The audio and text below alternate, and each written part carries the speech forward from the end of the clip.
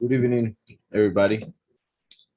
So now we're going to continue with the book of Hanoch, chapter 89, in this translation at least.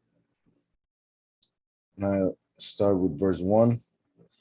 And I observed in this way until 35 pastors had undertaken the pasturing, and they completed their turns strictly.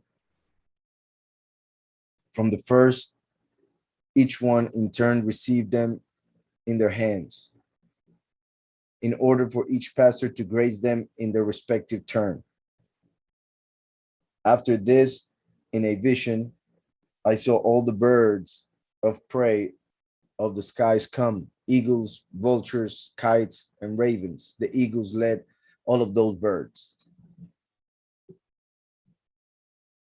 And they began to devour the sheep, to peck out their eyes, and to devour their flesh. So, here there's a title. And since we already saw the time when Mashiach gave the good news to the 70 disciples pretty much and sent them to the world to preach to the nations the good news. Now we get into this chapter in which we see pastors who took advantage of the congregation, as the Roman Catholic Church did, for instance. So that's why in the title it says Roman Catholic dominance over Zion or Sion. And it mentions Yeshayahu 47:6. I'll read it real quick. I was wroth with my people. I have profaned my inheritance, and I gave them into your hand. You showed them no compassion. You made your yoke very heavy on the elderly.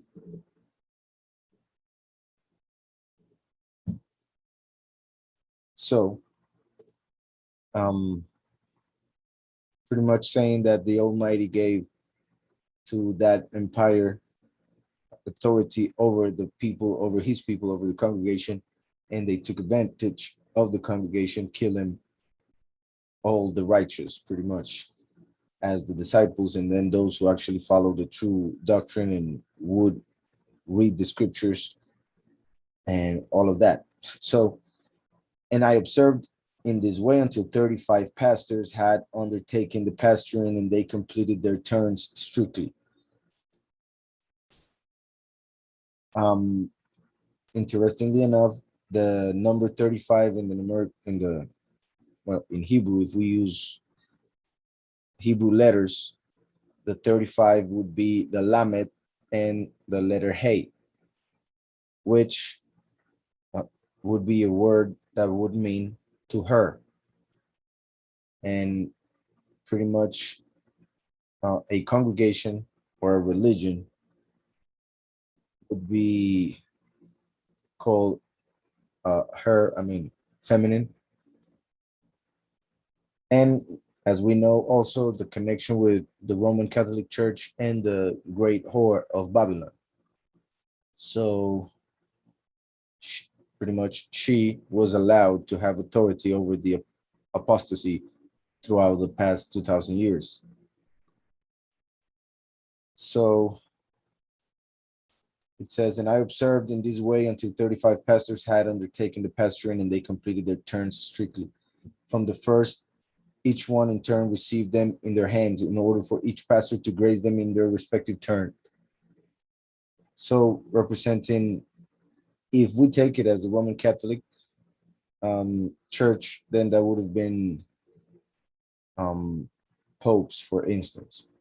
After this, in a vision, I saw all the birds of prey. As we know, the birds represent the malachim, the angels. In this case, they are birds of prey, so they are fallen malachim, fallen angels. Of the sky come eagles, vultures, kites, and ravens. The eagles led all of those birds. The eagle, as we know, is the animal used to represent the Roman Empire. So the fact that the eagles led all of those birds is key with what we were saying. Also, the eagle is the king of the birds, pretty much. That's why of the four cherubim surrounding the throne, there is the face of a lion, which is the king of the jungle, the face of an ox, king of the the farm animals, pretty much.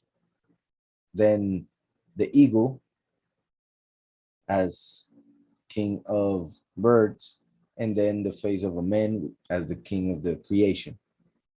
So that would be also a reason why the eagles led all of those birds.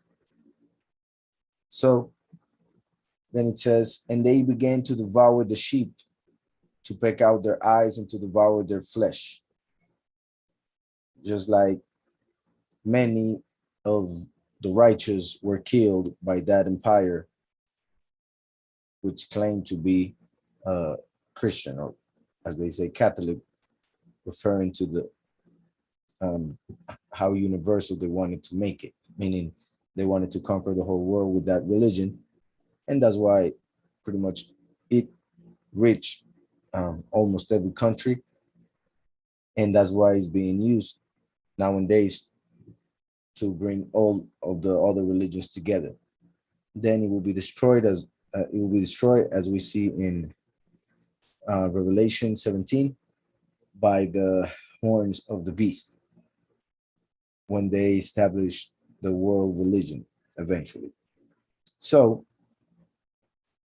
this would be pretty much the fallen angels using the influence of those evil pastors in order to take advantage of the sheep through idolatry, and therefore pecking out their eyes, as in they became blind through the apostasy because of idolatry. As we know, those who worship the idols become like the idols, who have eyes but cannot see, ears but cannot hear, legs but cannot walk, etc.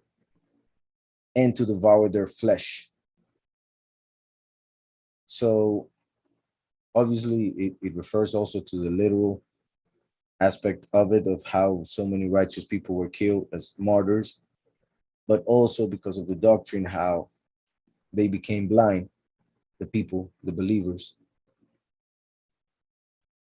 And as we know also, Mashiach gave his flesh for our sins, and we cover ourselves with his flesh so that we can enter the kingdom. In this case, we see how it is the fallen malachim who devour the flesh of the people, in the sense that they use the faith of the people in order for them to continue in rebellion against the Most High, using that as an excuse. And also because once they are fallen, they are disconnected from the power that they were receiving from the Father, and they begin to receive power from the people who worship them. So they do pretty much that switch. So when they receive worship from people, they pretty much receive power to continue. So the more people worshiping a certain angel, the more power that angel will have, pretty much. And that's why they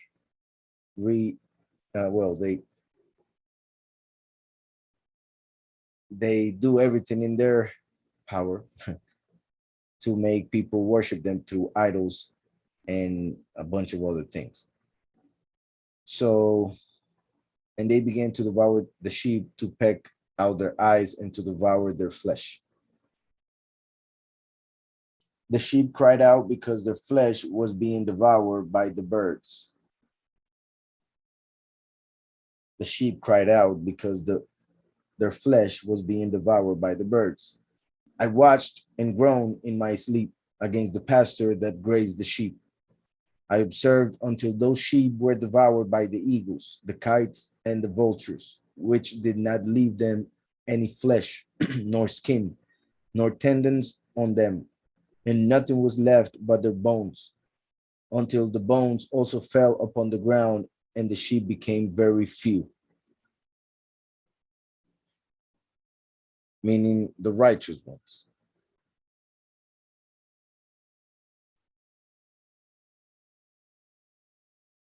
I observed while 20, and well, I also wanted to mention regarding how the fallen angels, demons, and all of them seek worship from men so that they can get a certain power.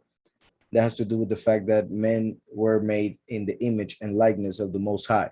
So Yahweh placed something in us that he didn't give to the Malachim. For instance, faith. So faith is power. Pretty much Yahweh made everything through faith. We see that he used wisdom, of course, but it was through faith that he created everything, because he simply said, let there be light, and there was light through the word. So Yahweh placed faith within humans, and that is pretty much power to create. So when the enemy fools the people in order for them to place their faith in something that is not the creator, the source of everything, then they are given that power to create to an entity that doesn't want the good of the people, and therefore that entity through that person will create something bad in this reality. So pretty much, I repeat, since we were made in the image and likeness of the Most High, the enemy uses humans to get power from them in order for him to act in this reality. So I'll continue now with verse 7. I observed while 23 pastors had grazed them and had strictly completed their turns 58 times. Here it says, regarding the 62, the numbers 35 and 23 make 58, symbolic for the Protestant prevalence over Zion. 70 minus 58 is 12, symbolizing the last pastors that remain, foolish pastors of the dry tree, which will appear later. Then there's another comment regarding the lambs that appear in verse 8, and it says the Protestant reformers, still helpless without his name, starting to see the reality of adulterous Israel. So when it comes to the number, well, first 35 that I mentioned, it could be interpreted or translated as to her, as in to her was given authority over the people. Also could be seen as the teaching of the Ruach, but in the sense, in the negative sense, which seemed to be the one regarding those pastors, would be of the spirit of error, that spirit which is in that false congregation, the great whore of Babylon. So the teaching of the great whore was the one being given through those 35. Then 23 is the Kaf and the Gimel, which would represent the, we could say, the hand in movement, or the throne, the crown.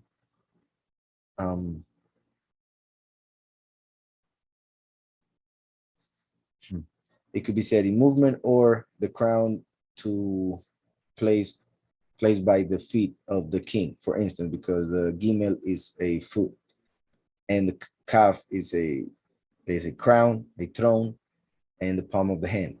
So there are several connections that can be made there. So I observed while 23 pastors had grazed them and had strictly completed their turns 58 times. So the sum of 35 plus 23 gives us 58. And 58 is the numerical value of the name Noach. and that starts to bring humanity or the church age to the end of time, pretty much. Not yet, but a lot closer than the whole um, the rest of the story mentioned in this dream, pretty much of human history. So 58 connects with the name Noah, therefore with the days of Noah, the coming of the Son of Man, as in the days of Noah, as well as with the word chen, which is favor. So after 58 evil pastors,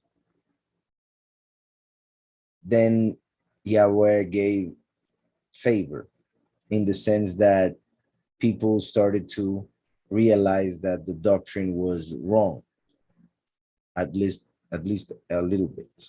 So then look, some small lambs were born of those white sheep, and they managed to open their eyes and see. And they bleated to the sheep, meaning to the blind sheep, and they cried to them. But these did not hear what they said because they were extremely deaf and too blind and worse each time. So just like the Catholic Church, through idolatry, made people blind and deaf.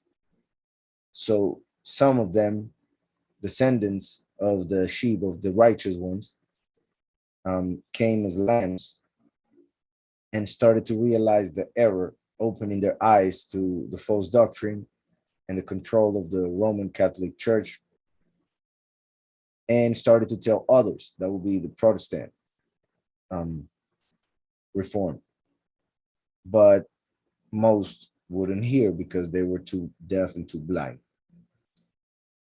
I saw in the vision how the ravens flew down upon those lambs,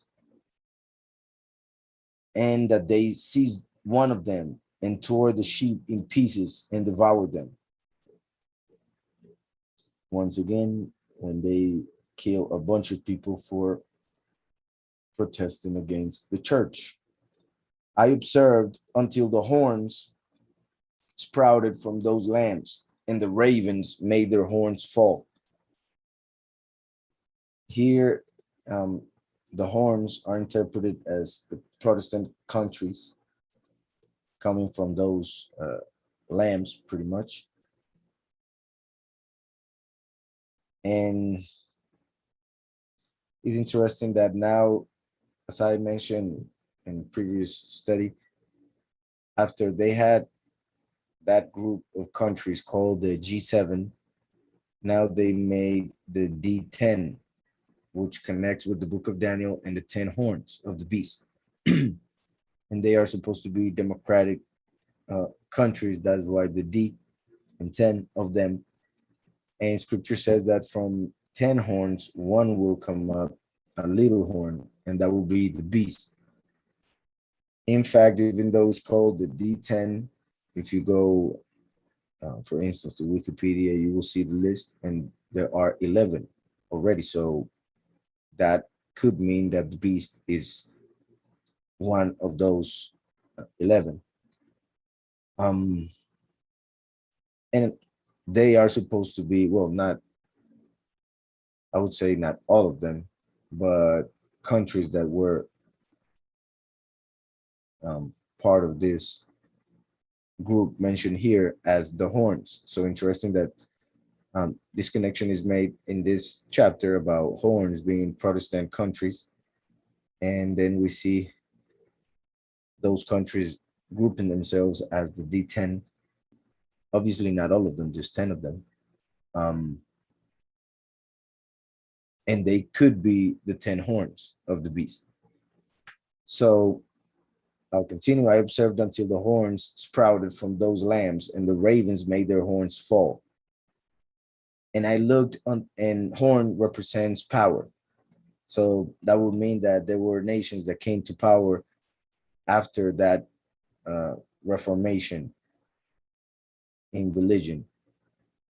But the Malachim made those countries and their authority fall. So sprouted from those lambs, and the ravens made their horns fall. And I looked until there a great horn sprouted out.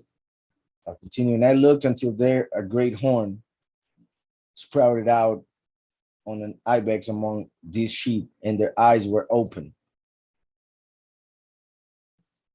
She looked at them and cried out to the sheep. Then the ibexes saw her, all of who ran to her side. In spite of this, all the eagles, vultures, ravens, and kites kept snatching away the sheep, flying down upon them and devoured them. So let me read this comment and then I'll go back to those verses. Dabila related to Strong's 3104. There's another translation that has rams instead of ibex. The ibex symbolizes the believer in the rebuilding version of Israel, pretty much the chosen few. The ibex are wild goats, which have enormous back curving horns, measuring 28 to 55 inches in males. They are found in craggy terrain between the timber and snow lines of the Alps. They are remarkably sure-footed and agile, leaping about rocky ledges and evade less agile predators. They have low reproductive rates. They were hunted severely for their attractive horns, but are now protected. So one translation says ram, and the other one ibex, which is pretty much family. So he was saying, and I looked until there a great horn sprouted out on an ibex among these sheep, and their eyes were open.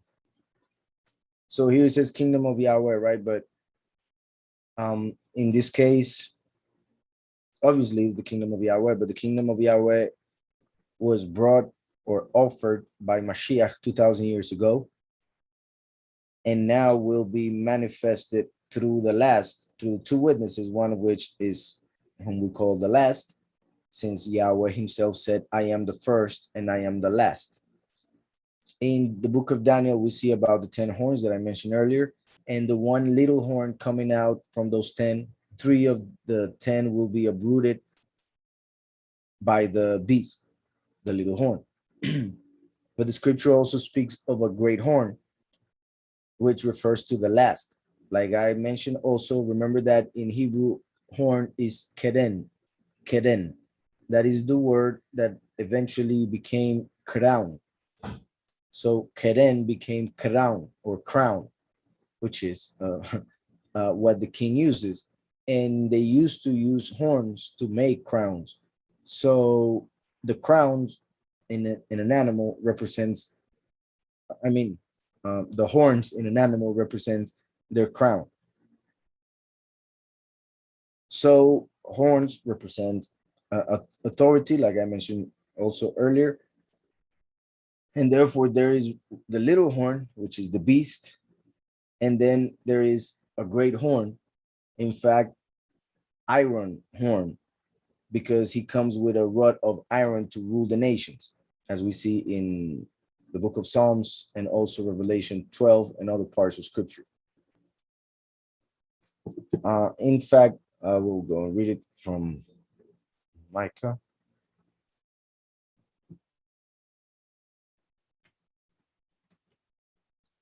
In Micah 4:13, so verse 13,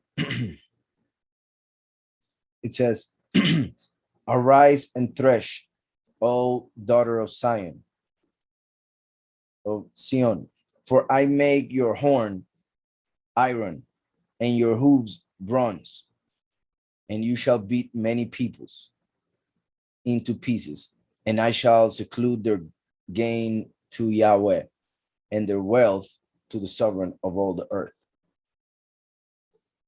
So the last comes as an ox, and he will rule the nations with a rod of iron, because he comes as a as a thief in the night. So even though he's a Hebrew, he will appear as a Roman, according to what we also see in the book of Yeshayahu, chapter 63. And obviously in the story of Jacob, when Jacob dressed as Asaph, as his brother, in order to take the blessing. So that represents the last coming in the end times, appearing as a Gentile while being a true Israelite. So arise and thresh, like preparing the land for the seed of Yahweh, being the word Yahushua. O daughter of Zion, which would be the congregation, the chosen few, for I make your horn, that is the king, iron, strong, and also bringing judgment, and your hooves bronze, which connects also with Eliyahu. And the Greek Empire, of course, iron and bronze connect with Rome and Greece. And with the doctrine that came from the Catholic, iron, and from the Christian, bronze. And the two witnesses are also like the two oxen that were driven by Elishua right before he was chosen to be the successor of Eliyahu. So, arise and thresh, O daughter of Zion, for I make your horn iron and your hooves bronze, and you shall beat many peoples into pieces, and I shall seclude their gain to Yahweh and their wealth to the sovereign of the earth, of all the earth. So, going back to Hanoch, we have that it says, and I looked until there a great horn, that will be the iron horn of Micah or Micah, the prophet that we just read about, sprouted out on an ibex, pretty much the chosen, among these sheep, the Christians, and their eyes were open. So through the horn, the eyes of some will be open, the eyes of the chosen few. She looked at them and cried out to the sheep. So the congregation cries out to the many. The few, she cries out to the many, the sheep, after having their eyes opened by the great horn, the witness like Moshe. Then the ibexes saw her, all of who ran to her side. In spite of this, all the eagles, and look how once she cries out, those who heard pretty much became an ibex, because it only mentions sheep, but all of a sudden, after she cries out, the ibexes saw her and they ran to her side, which represent the chosen few who hear the call within the many and come out to be selected, because many are called, but few are chosen. In spite of this, all the eagles, vultures, ravens, and kites kept snatching away the sheep, not the ibexes, the sheep, flying down upon them and devoured them. Still, the sheep, the blind sheep, remained in silence, but the ibexes cried out and lamented. Then these ravens contended and struggled with her. The Malachim, influencing the governments, the beast, and all of that, will contend with the chosen, and wished to break off his horn among them. And look how it says his horn, and even in capital, as mentioned in the horn of Yahweh, which would be the king that he places on earth. For, like I was mentioning, horns in Hebrew are keren, and that is where the word crown comes from. So the horn represents kingship, and wish to break off his horn. So they wish they will to kill the last, pretty much, among them, but they did not prevail over him. They did not prevail over him. So look how it says his horn, but then they did not prevail over him. They will never prevail against Yahweh. but they will kill the last, and then he will resurrect. So once he resurrects, is like nothing happened, in the sense that he will receive power from Yahweh in order to kick Satan out of heaven in Revelation 12, and then establish the kingdom of Yahweh literally now, other than spiritually, like Yahushua did it 2,000 years ago. Now, in the literal sense, for the 1,000 years that are coming, the millennium, the Shabbat. So the fact that it says they did not prevail over him can be taken as they did not prevail over the last. But the fact that the last is the horn, and they mention his horn, and they did not prevail over him, shows how Yahweh will resurrect the horn once they come against him, and therefore they won't prevail against him. So in wish to break off his horn among them, but they did not prevail over him. I saw until the pastors, the eagles, the vultures, and the kites came and cried out to the ravens to break the horn of the ibex, and they contended and struggled against him. And look how when he talks about the ibex, mention she, but when he talks about the horn, it mentions he, because he will be the king of the people who are chosen as the ibex. So, and I cried out to the ravens, and cried out to the ravens to break the horn of the ibex, and they contended and struggled against him. And he fought against them and cried out that help might come to him. So that will be pretty much the last asking Yahweh for help when they come against him. This that is coming is interesting. Then I perceived that man who had written down the names of the pastors and who had taken it and presented it before the sovereign of the sheep arrived to help that ibex, aided him, rescued him, and showed him everything. So that would be when an Eliyahu appears with the witness like Moshe now. So that kind of shows how the witness like Moshe appears first, and then Eliyahu joins him, as we see in Malachi 4. I'm not going to go and read it. You can do so if you want to. Malachi 4, we see that Yahweh mentions Moshe first, and then Eliyahu. The witness like Moshe, and then the prophet Eliyahu. We see here that it mentioned the horn, the great horn of Micah, which is the witness like Moshe. And now it mentions Eliyahu joining him to help the chosen. So then it says, and I saw the sovereign of the sheep come to his side. Infuriated, all those who saw him fled away and took cover before his presence. So once again, that will be, well, here they write a title. They say it's the sixth seal, mainly because of what it says in the sixth seal, which is similar to the fact that it says here that they fled away from his presence. Also, it says Day of Yahweh events. Interesting, because like I have mentioned, the sixth seal would be when the Day of Yahweh begins, the 1,000 years. And the presence of Yahweh will be made a bit clearer than it was previously. And as we were following the vision, it would be now how, the fact that it mentions the sovereign coming to his side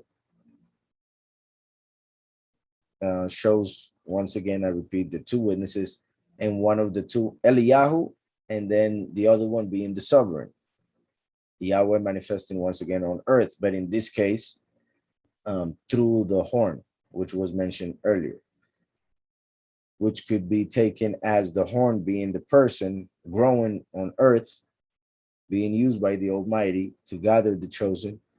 And then as Eliyahu approaches to begin the ministry of the 3.5 years, so does power from the sovereign when he comes to his side, as giving him the Ruach to do the ministry of 1,260 days, as we see in Revelation 11. So, and I saw the sovereign of the sheep come to his side, to Eliyahu's side, right? Infuriated, all those who saw him fled away and took cover before his presence. So it shows that he comes angry. Just like Mashiach came to bring mercy, the last comes to bring judgment. While all the eagles, vultures, ravens, and kites assembled and brought with them all the sheep of the field. They had all united and pledged themselves to break this horn of the ibex in pieces. Here it says, this alliance of the foolish pastors, their multitude species ecumenical union, and the blind sheep united in making a pledge to break the horn of Yahweh's kingdom represents the clearest explanation of why the mark of the beast will be done. Is it any wonder such a grave punishment is promised for them? So they continue to work to break the horn, which represents the king of the kingdom of Yahweh, the authority of the kingdom of Yahweh. So while all the eagles, vultures, ravens, and kites assembled and brought with them all the sheep of the field. So here will be the fallen angels influencing the believers of the world so that they go and kill the two witnesses, which already appeared by saying Eliyahu and the sovereign appeared to his side. So then it says, they had all united and pledged themselves to break this horn of the ibex in pieces.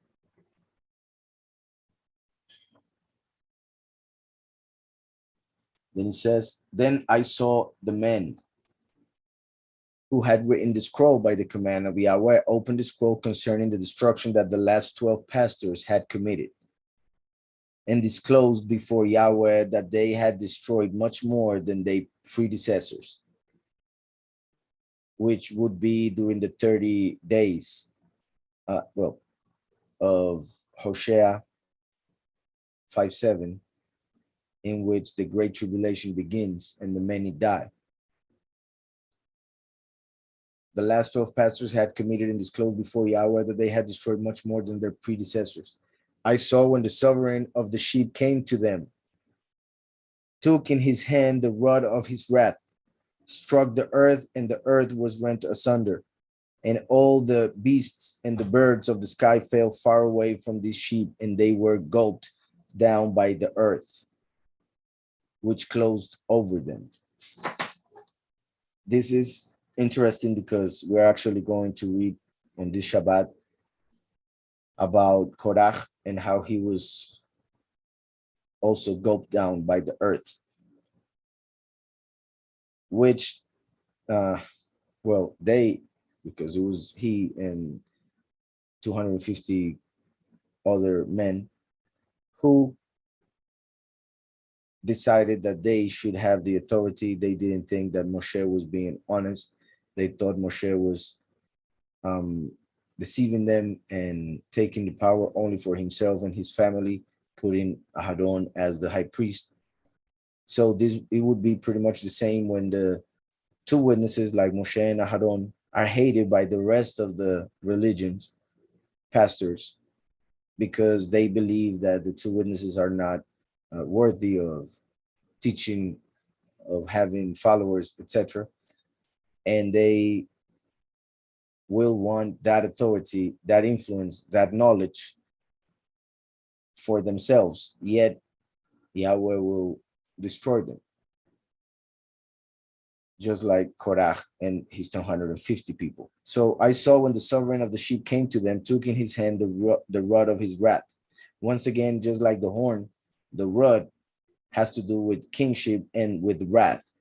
So it is like Yahweh using a person, just like the king would use a rod.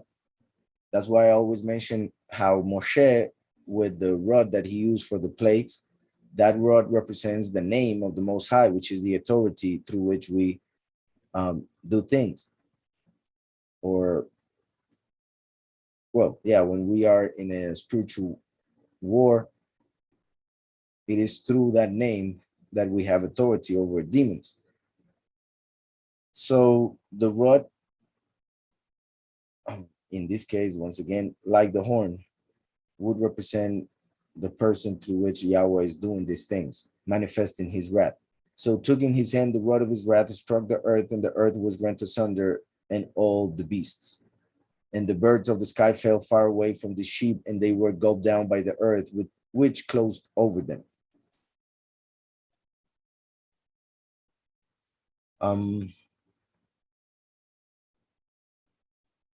Let me see. Oh, look at that. How amazing. The coming. It says the sixth seal, second coming. According to this translator, this is when the second coming happens because of the fact that it said that the sovereign appeared. Like I said, that is when his power will be clearer because that's when the Shabbat will begin. So we'll start to be separated from this reality, this time of falsehood, and entering into the reality that Yahweh wanted for this world. So he says second coming there, but I'll read the rest. This is the judgment of the house of the power. Name denying Christians are denied. They receive the reward of the contradiction of Korach, the one I was just mentioning that we are going to read on Shabbat. So look how it connects. And I mean, even the comment, confirming what I was saying. Claiming to be leaders of the righteous chosen. Claiming to be leaders of the righteous chosen. And as you see there, it appears on Numbers 16, 1 through 40. That's what we are going to read this Shabbat. How perfect, right? All the connections. And I'll also, well, just in case as we are on that subject, because we have talked about those people who for some reason have said certain things about me or the ministry. Well, I guess I'll do it clearer on the Shabbat with the backboard, but just a second, I'll do it real quick here. The name Korach is written like this, right there, Korach, right? So the first letter is the only one that goes down of all the letters in the Hebrew alphabet, just like he went down into the earth when it opened. So the letter could be seen as the opening of the earth of the land where he went down, because he wanted to be the head, Rosh, and therefore brought division, Chet. So he brought division in the congregation of Israel by wanting to be the head of it, and he went down into the earth. This is Korach. Just in case, because of how they translated or transliterated and all of that, you might hear a similar sound. Let me see if you can see my name here, which is Koresh, and is with a kaf, not the kuf, the vav, the resh, and the shin. So the only letter in common is the resh. Just so you guys know.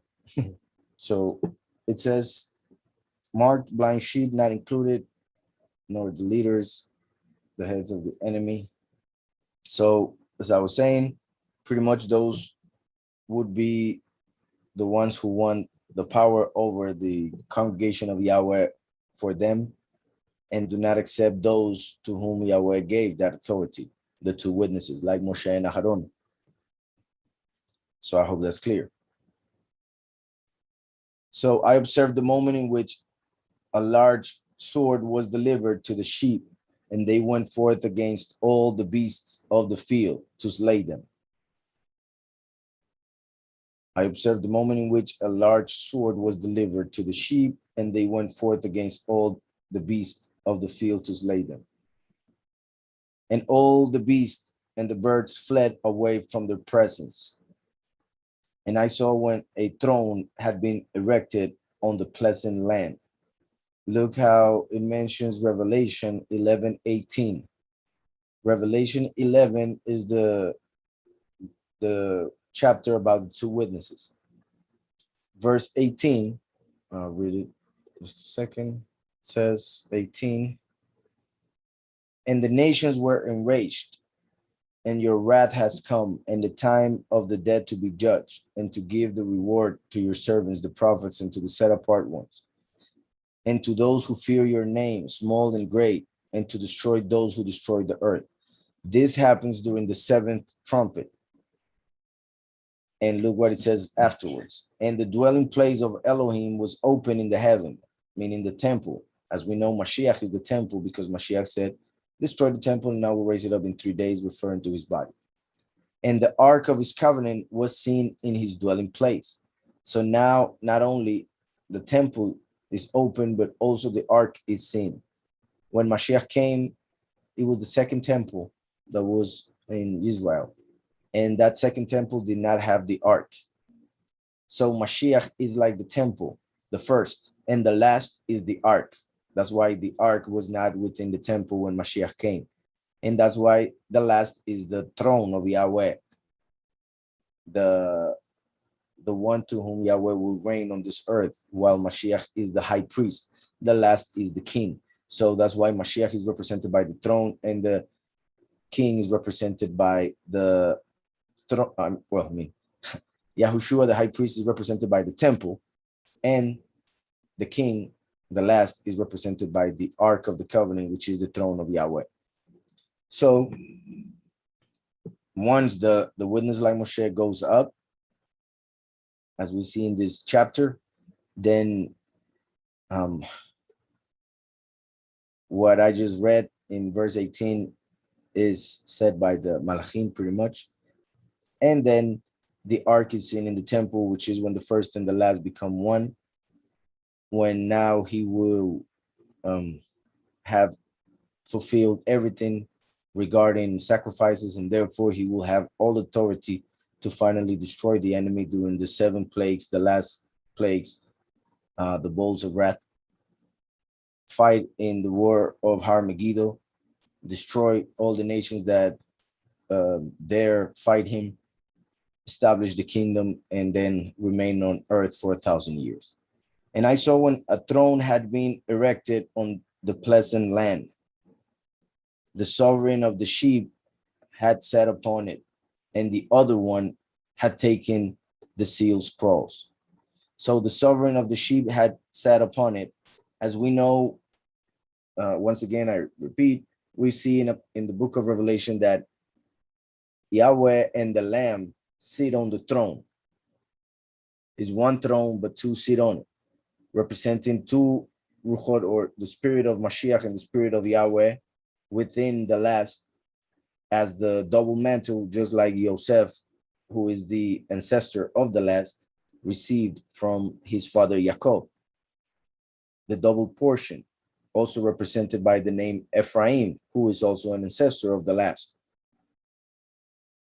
So Yahweh and Mashiach sit on the throne. That is the power of Yahweh within the last to rule on this earth. That's how we see it in the book of Revelation. Obviously, also can be interpreted as first and last becoming one, finally going and sitting on a throne, a literal throne. Just like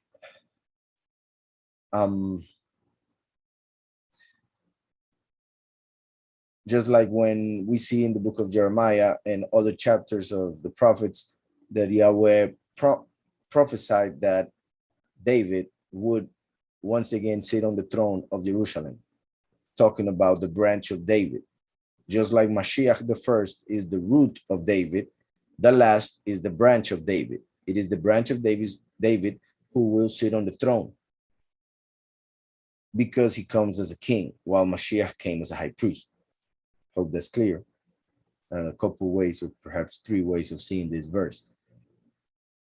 The sovereign of the sheep had sat upon it, and the other one, Eliyahu, had taken the seal scrolls and opened them before the sovereign of the sheep. In this case, let me see for a second. I said Eliyahu because of the fact that they were mentioned earlier However, just a second. Yeah, I'm gonna have to continue reading and then I'll mention more regarding the interpretation because of this parenthesis that comes afterwards and mentions the seven seals. And as we see in Revelation, well, 5 and 6, even 4, the Lamb appears in the midst of the 24 elders and receives the scroll with the seven seals. When he starts opening the seals, stuff starts to happen on earth. And that would be when the beginning of the 7 years happened. However, if we already, I mean, we or the person here, the translator, connected it with Revelation 11, that time would be past the seals already. And he mentioned already also the sixth seal, which is the sixth seal right here in verse 23. But now he's mentioning the seven seals on verse 31. So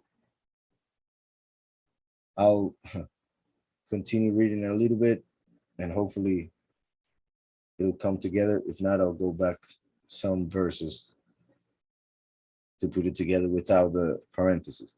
So the sovereign of the sheep had sat upon it, and the other one had taken the seal scrolls and opened them before the sovereign of the sheep. Then Yahweh called those white men, the seven foremost ones,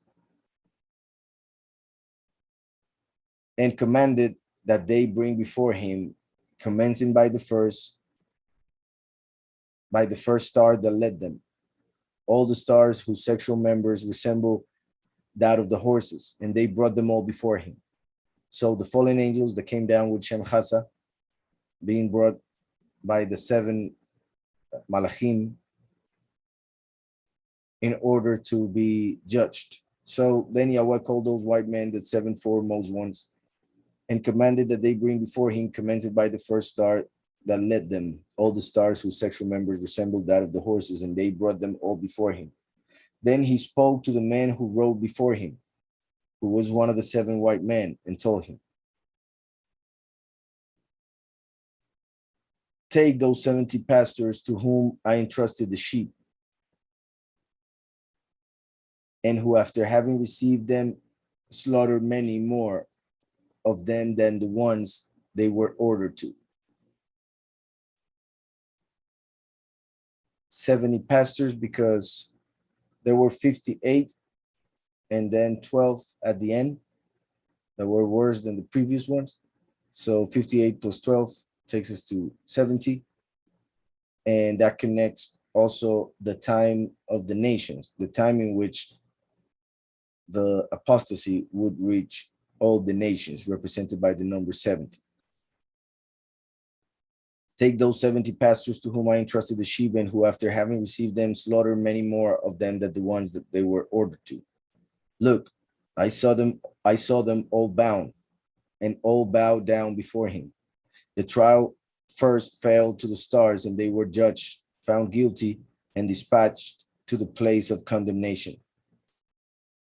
They were cast into an abyss full of fire, flames, and pillars of fire. Then the 70 pastors were judged, found guilty, and cast into the burning abyss. So obviously the evil pastors, the one that have taught falsehood, created the false doctrines, and fooled the nations through them, will be joining those malachim in hell. Then it says, I saw in that moment a crevice that was opening in the midst of the earth, which was full of fire. They brought those blind sheep onto there, and all were judged and found guilty and cast into the abyss, in such an abyss of fire, and they burned in that crevice that was on the right of that house. The right is the south. In this case, because of the judgment given to those sheep, those will be the ones who go all the way to getting the mark of the beast, and therefore are condemned already by getting the mark.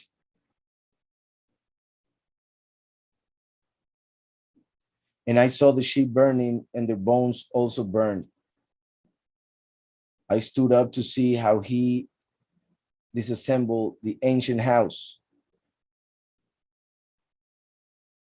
He removed all of its pillars, rafters, and decorations of the house, which were taken out simultaneously.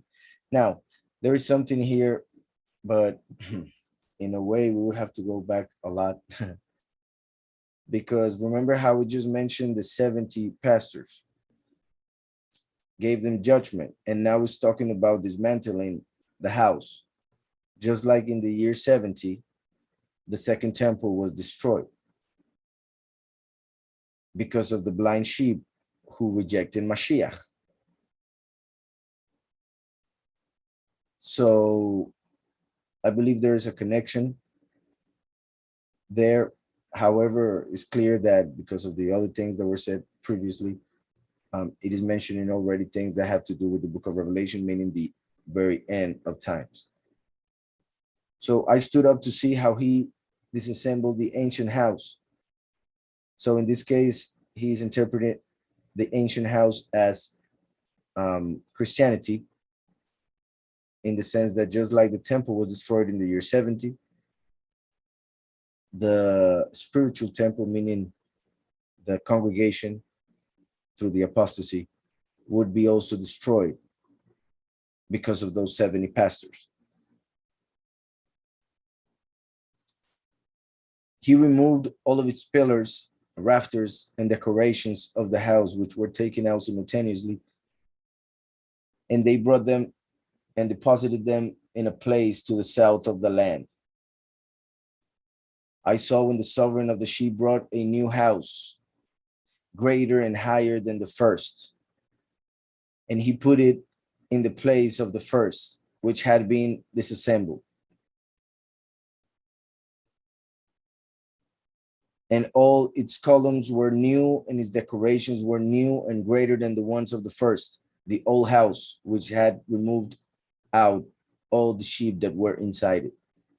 I saw all the sheep which remained, be in the middle of it, the beasts of the earth and all the birds of the sky bowing to render reverence to these sheep, petitioning them and obeying them in everything. So I find it interesting that, well, I guess we can continue with the same interpretation. However, this part either could mean, like I said before, Eliyahu with the scrolls of all the actions of every person right next to the king, or it could be interpreted as the lamb right next to the Ancient of Days with the book of the living having already opened the 7 seals. Let me see, what was the verse? Here, the sovereign of the sheep had sat upon it, and the other one had taken the sealed scrolls and opened them before the sovereign of the sheep. Then Yahweh called those white men. So here it seems to be speaking already about judgment. So like I said, it could be the king next to Eliyahu having the scrolls with the actions through which people and the angels will be judged. It could, of course, mean the lamb, but he mentions and open them before the sovereign of the sheep. So that would mean that it would take us back to the first seal, which is kind of off, I guess, since then it continues with judgment. So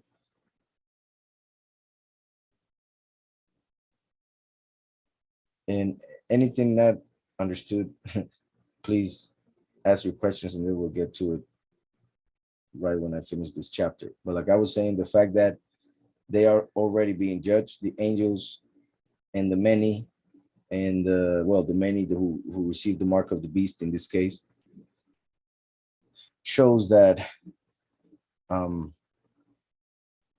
that a great part, at least, of the book of Revelation happened already. Then when we see here, just a second, the fact that he destroys a house, like I mentioned, that connects with the second temple, of course, but spiritually, the temple is the body. So through the 2000 years, the body of Christians has been the temple, but it has been filled with idols because of the apostasy, the false doctrine. So Yahweh will replace that with the true temple, which is the 144,000, each being a stone on top of the foundation, which is Mashiach, the cornerstone. So that in the sense of bodies, but also in a physical sense, it could also be referring to the temple mentioned in Yahezkel, pretty much the last chapters of the book of Ezekiel, referring to a temple that will stand. And because of what we see in Revelation, it appears that that temple would be during the 1,000 years for the Shabbat, the millennium. The 1,000 year Shabbat. So it said he removed all of its pillars, rafters, and decorations of the house, which were taken out simultaneously, and they brought them and deposited them in a place to the south of the land. I saw when the sovereign of the sheep brought a new house, greater and higher than the first, and he put it in the place of the first, which had been disassembled. And all its columns were new, and its decorations were new and greater than the ones of the first, the old house, which had removed all of the sheep, which had removed out all of the sheep that were inside it. I saw all the sheep which remain, and he mentions here 144,000, be in the middle of it. And that's why I mentioned that since it is talking about a temple and then sheep within it could be seen as the temple of Yahezkel with the chosen few within it. Be in the middle of it, the beast of the earth, meaning the nations, and all the birds of the sky, meaning the malachim, bowing to render reverence to these sheep, petitioning them and obeying them in everything. So that is when the whole world will seek the presence of Yahweh through the chosen few.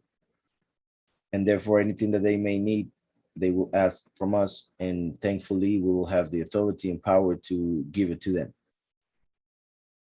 and control and have order, true order in this world according to the will of Yahweh and not that of evil men. So then those three who were clothed in white, and those who had elevated me before, took me by the hand, and also the ibex took my hand and placed me in the midst of this sheep before the judgment took place. Remember that the final judgment is after the 1,000 years. Before the judgment took place, these sheep were all white, and their wool abundant and pure, representing, that pureness. Then all who had been destroyed or dispersed by the beasts of the field and the birds of the sky were congregated into that house. So there was pretty much a resurrection already for this to be happening. Oh, well, there you go. It's mentioned here. Then all who had been destroyed or dispersed by the beasts of the field and the birds of the sky were congregated into that house. The first resurrection of the many, the ones that are made righteous through death. And the sovereign of the sheep rejoiced with great joy because all were good and because they had returned to his house. Now, after being resurrected, all could be called good because we won't have, through the transformation and the resurrection, we won't have in our bodies the inclination to do evil. The Yetzerara will be taken away, and therefore we will finally be good because the Ruach of Yahweh will have control pretty much. Obviously, we will have free will, but we will that which Yahweh wills. So, and the sovereign of the sheep rejoiced with great joy because all were good and because they had returned to his house. And I saw that they laid aside that sword that had been given to the sheep. They brought it to the house and sealed it up in the presence of Yahweh. It's interesting that when David killed Goliath, he used his sword to kill him. And that has several interpretations, very important ones, by the way. Like, well, one that I really like is the fact that the last as David takes the Torah from the enemy, which he was using to accuse us, takes the Torah and interprets it the right way through the Ruach, and therefore defeats Satan as Goliath.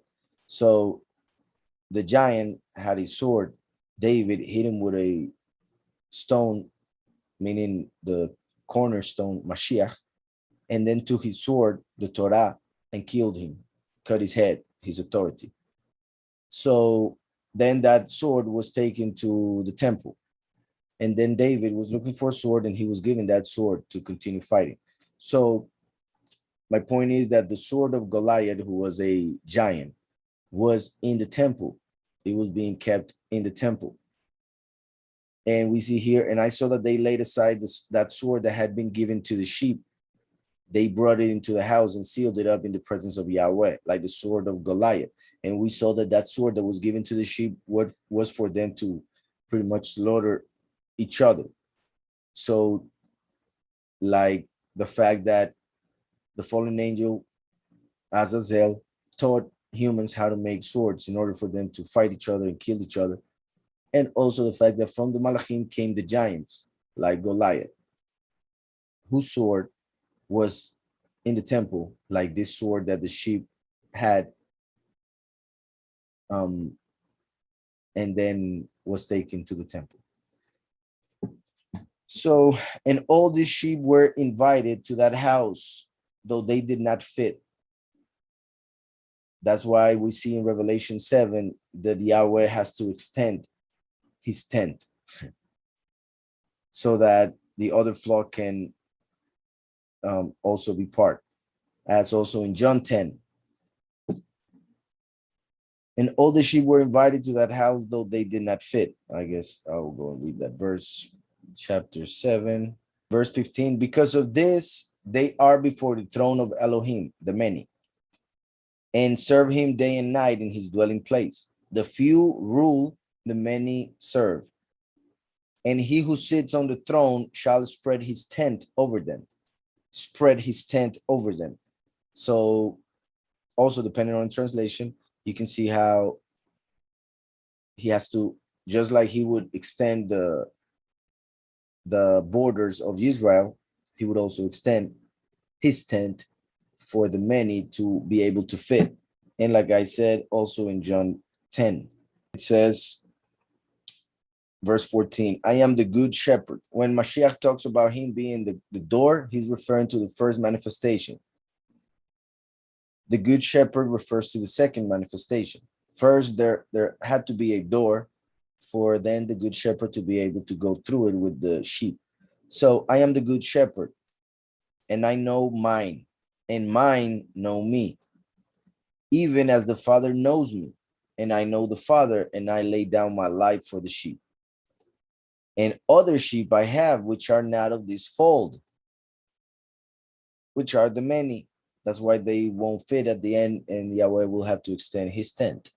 I have to bring them as well, and they shall hear my voice, and there shall be one flock, one shepherd. And all the sheep were invited to that house, though they did not fit. Their eyes were open, and they gazed at the good one. Remember when Mashiach was walking around and he was called good, or the good one, and he said, why do you call me good? There is only one who is good, and that is the Father who is in heaven. So the fact that their eyes will be open means that they will finally recognize who the true Elohim El Chai is, Yahweh. Also, when Mashiach said that, is like when he said in John 3:13 about the Son of Man being in heaven while he was on earth, which is an amazing verse. If you want, I can read it, but almost all the time read it here, so I won't now. Um, so when Mashiach speaks about the good being in heaven, that has another interpretation because Mashiach came as the tree of life. The last comes as the tree of good, of knowledge of good and evil. He pretty much, as the prodigal son, rejects evil, chooses good, and therefore Yahweh, through Mashiach, the tree of life, gives him understanding in order for him to teach the good of the Father through the testimony of the life, Yahushua HaMashiach. While the enemy will offer the knowledge of evil, which will end up being the mark of the beast eventually. So the good one represents the last because the last comes to show who is Yahweh. Um, well, I always say Mashiach is the one who shows who is Yahweh, for he is the image. The last shows or reveals what Mashiach said. So through revealing that, people will finally get to know who the Father is really. Also, the fact that the last, by being the last, after him, the reward of Yahweh will be given, and therefore the good of Yahweh will be manifest. Therefore, through the last, the goodness of Yahweh is manifested on this earth. So that's why also the connection between the last and good or goodness. So their eyes were open and they gazed at the good one. So the Father, and it also can mean through the last. Nor was there any among them who did not see him. Finally, everybody will know him, see him, as it is written that the knowledge of Yahweh will cover the earth like water covers the seabed. So, nor was there any among them who did not see him.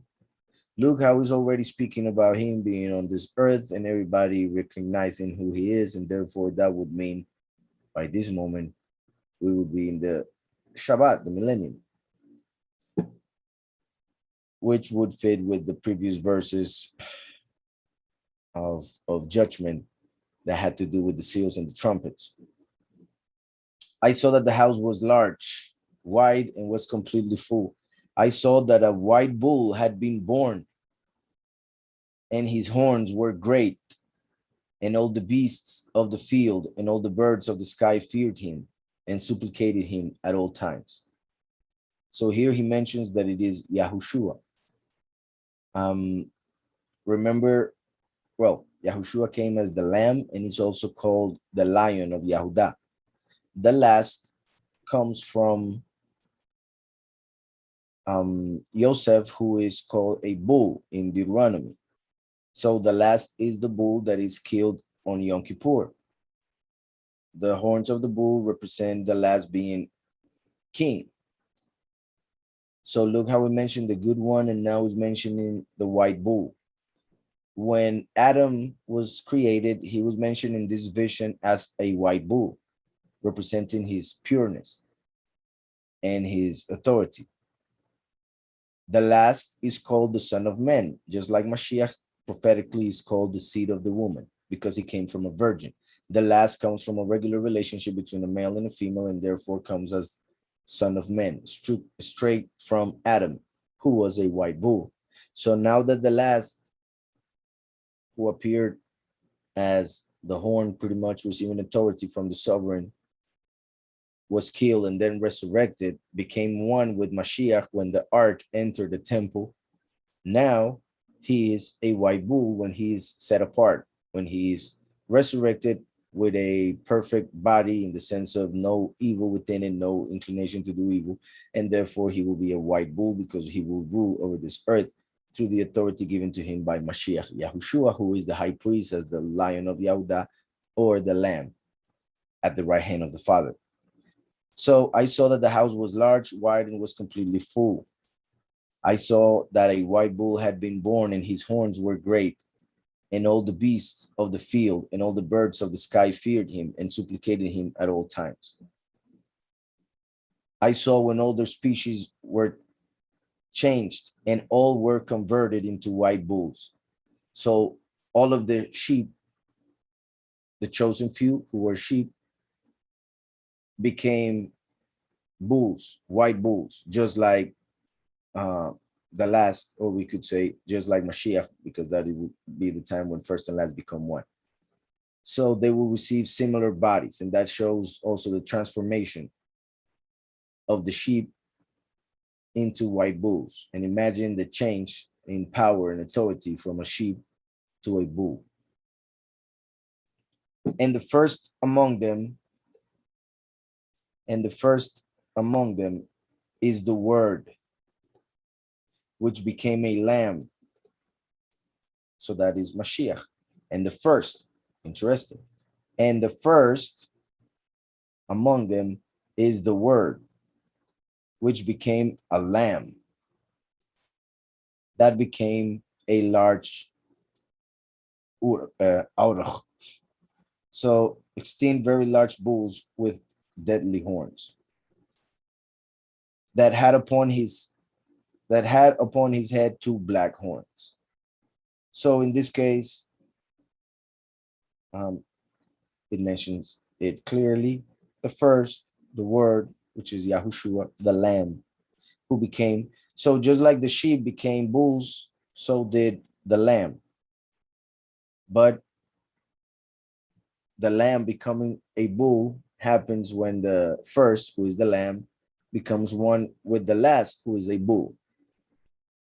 The white of pureness comes from the lamb, and the part of the bull, the ox, comes from the last. And also, interestingly enough, it has, well, it's obvious, has two horns, right? It is a bull, but those are two signs of authority, the priesthood and kingship, first and last. Just like the two horns represented Ephraim and Menashe, the two tribes that came from Yosef, the bull. So while the sovereign of the sheep rejoiced over him and over all the bulls. So while Yahweh, sovereign of the sheep, rejoiced over him, the bull, and over all the bulls, I was asleep in the midst of them, and I awoke after having seen everything. Such is the vision that I had when I was sleeping. And when I awoke, I blessed the sovereign of righteousness, and I praised him. Afterwards, I wept abundantly and without containing my abundant tears until I could not anymore. And when I looked back, they spilled because of what I saw, because all shall happen and shall fulfill, because all the acts of man, one after another, were revealed to me. That night I remembered my earlier dream and wept, and I was anguished because of having had that vision. So that's how the chapter ends. I truly don't understand why he's mentioning the size of their sexual members. Well, we talked about that in the previous chapter, mentioned a couple things, a couple reasons. And remember that the evil ones, the wicked ones who worship angels, they worship the penis. That's why they make the obelisk. The obelisk represents a penis. You can research that. I think I've talked about that already. So they worship that organ because they see that as the means of giving life, and therefore they see it as the greatest power within men.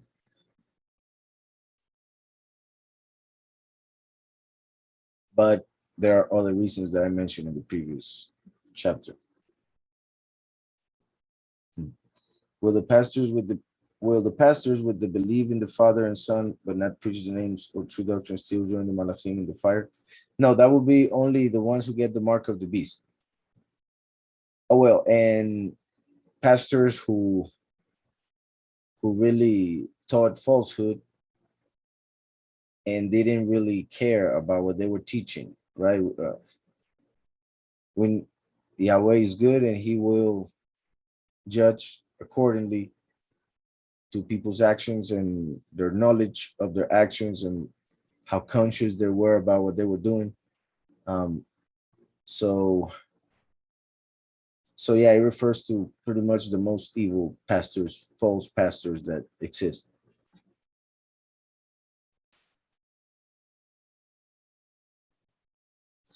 I don't know if you have mentioned or answered this before, but would Eliyahu be a reincarnation of Enoch? They seem to have many similarities in words. Um, no, they are seen as two different people. In fact, when we saw the vision, um, Hanoch spoke of Eliyahu as someone else. That is also why many people see Hanoch and Eliyahu because of those similarities. They see Hanoch and Eliyahu as being the two witnesses. Um, and in Judaism, it is said that Hanoch or Enoch is the incarnation of a malach called Sandalphon, while they say that Hanoch, when he went up, became the malach Metatron.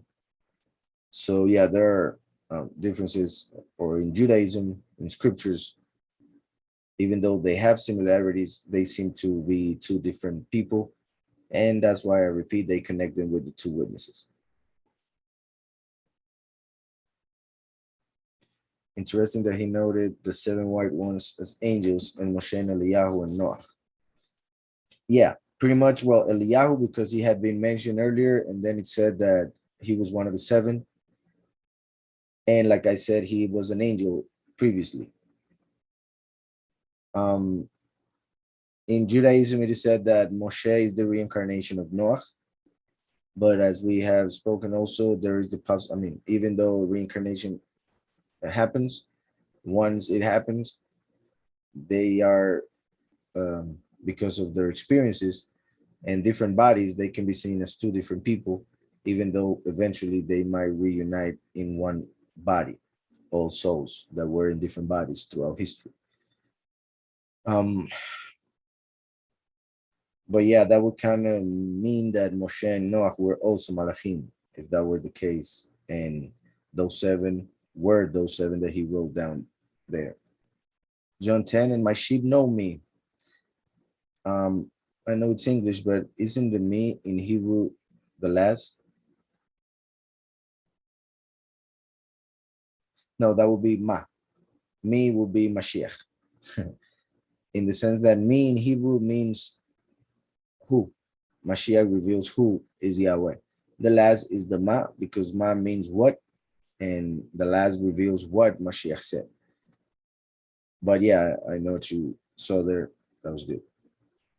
And that's right, Noah, me, and ma. And yeah, those are right. Could the two black horns represent first and last? That's right. I mentioned it. Okay, great. I guess I understand what Enoch would have noted it. I guess I don't understand what Enoch would have noted it. Um, you mean the thing about the being like horses? Well, on the one hand, if that was physical feature, perhaps it was too disproportionate pretty much for him to uh, notice that part so much in order for him to later mention it like twice or three times. But like I said, it has to do with spiritual because he also mentioned that they were like horses. So they came to give seed in order to create war. Horses represent war, and the organ is where the seed comes from. So their organs were like that of horses because they were going to bring war through their children. They were going to bring chaos to the world. Then he says, like the analogy Yahushua gave of the hireling pastor who didn't take care of the sheep, referring to my previous question. Yeah, there is a clear connection between that in Zechariah. Well, you mean about the pastor. Well, the one I was mentioning in Zechariah is the one who leaves the flock and he gets his right eye taken out and his right uh, arm dries up. which represents the false Messiah, as well as all those false pastors who have not taken care of the sheep. But the true good shepherd is known by his sheep. Okay, yeah, is Zechariah, the one I think you were mentioning. But Yahushua mentions it also in John 10 in short. Like he does mention it a little bit. He does that analogy in John 10 when he's talking about the pastor, how the one who is hired just runs away when the wolf comes, but he whose sheep are his gives his life for the sheep. So he says all of that in John 10, the one we were reading, but also takes us to Zechariah when the right eye and the arm is mentioned. So I'll begin. Chapter 90, verse 1. And now, my son Methuselah, call to me all your brethren, and assemble for me all the sons of your mother. For the word calls me, and the Spirit has been poured out upon me, that I may show you everything that shall happen unto eternity. The word calls me. Hanoch, like I have said, represents the last. So the word calling him is like Mashiach calling the last in order for him to fulfill his ministry. Then Methuselah went and called to him all his brethren and assembled his kindred. And Hanoch spoke with all the sons of righteousness and said to them, hear, sons of Hanoch, all the words of your father, and heed the word of my mouth, for it is ye whom I exhort and call beloved, love righteousness and walk with her. Do not approach righteousness with an ambivalent heart, and do not associate with those of ambivalent hearts. Walk with uprightness, my sons. It shall guide you by good paths, and righteousness shall accompany you.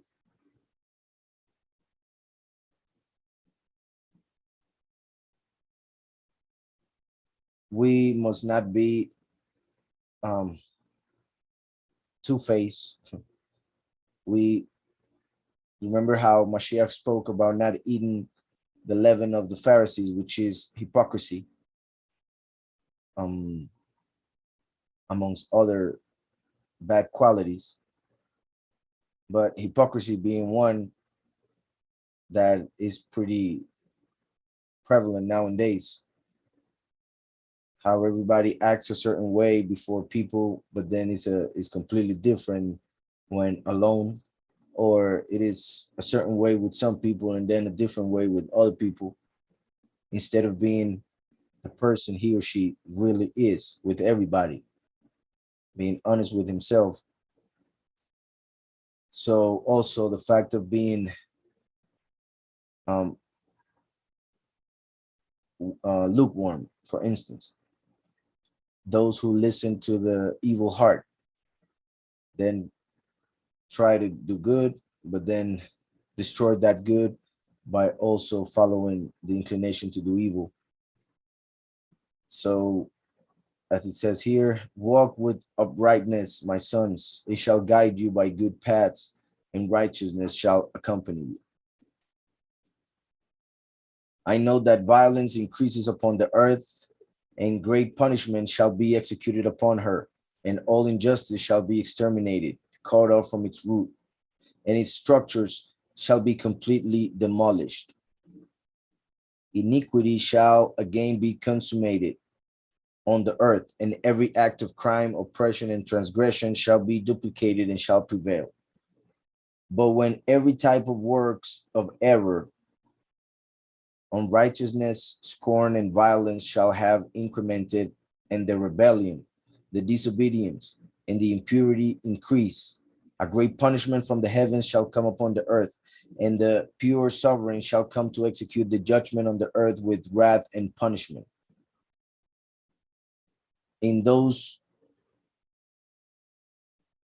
periods, violence shall be cut off from its roots, and those of the iniquity and of the fraud shall be eradicated from under heaven. Every worshipped image of the heathen masses and their temples shall be abandoned. burned with fire and exiled from all the land. Another translation adds, their followers burned with fire and exiled from all the land. The righteous shall awake from their slumber. The righteous shall awake from their slumber. Wisdom shall search and shall be given to them, and the land shall rest for all the future generations. So in a nutshell, Hanoch explained to his children how righteousness would lead them to recognize the truth and therefore to eternal life. And in a nutshell, brought us from the time of the flood all the way to the end of times when we will enter the 1,000 years in which the land shall rest for all future generations, because after that, we will have eternity, as we see in the book of Revelation.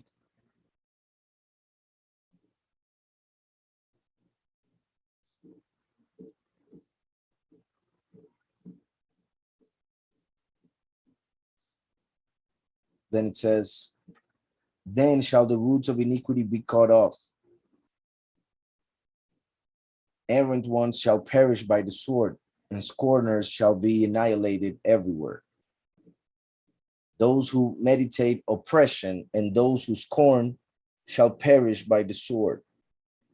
And now I will speak to you, my sons, to show you all the paths of righteousness and all the paths of violence. I will again show them to you, that you may know what is to come.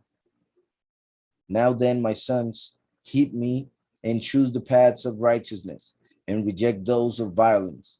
For all those who walk by the way of the unrighteousness march towards complete destruction. Is plain and simple. All those who walk by the way of the unrighteousness march towards complete destruction. And that's what they are doing nowadays. Since people believe there is no judgment, and I do believe they know it deep in their hearts, but they try to ignore it through a bunch of ways, vices and idols and religions, so on and so forth, or lack of, since many do not want to believe that there is a creator who will judge them so that they can do whatever they want without feeling judged or condemned. So, but it's simple. Yahweh, the creator of all, said it. Whoever goes through unrighteousness will end up destroyed. That's how the chapter ends. Chapter 91. That which Hanoch wrote and delivered to Methuselah his son, and to all those who inhabit the firm earth, that they may work goodness and shalom. Do not anguish your spirit on account of the times. This is important to keep in mind. Do not anguish your spirit on account of the times. For the great set apart one has granted a time for everything. So it's part of the plan.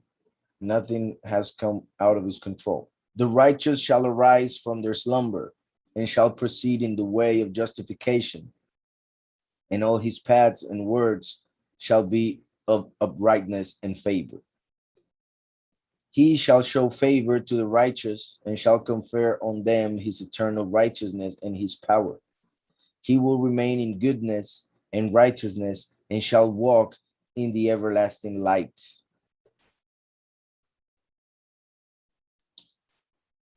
Conversely, error shall be lost in the darkness forever, and it will not appear anymore from that time forward forevermore. Error shall be lost in the darkness forever, and it will not appear anymore from that time forward forevermore. Like I mentioned, in the Shabbat, we will have shalom from all wickedness, and then we will enter eternity, since by then we will already have the bodies for eternity, but the reality will change after the 1,000 years.